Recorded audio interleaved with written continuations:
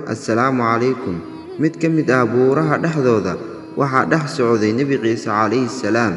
Intuu dhex wareegayay wuxuu kula kulmay nin caabid ah oo buurahaas dhexdooda isaga dhex cibaadaysanayo, gaar ahaan dhagaxa hoostiisa.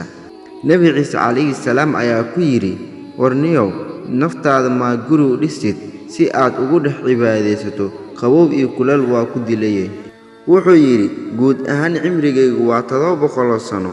Muddadaas sidaas u yar kuma raaligelin karo Rabbigayga, micnaha waa waqti gaaban. Nebi Ciise calayhi salaam ayaa ku yidhi, ka waran haddii aad gaari lahayd zaman ay nool yihiin ummad cimrigooda oo dhan oo ka badnayn 70 sano, haddana waqtigooda ugu badan ku lumin doona dhismo iyo adduunyo camiraad.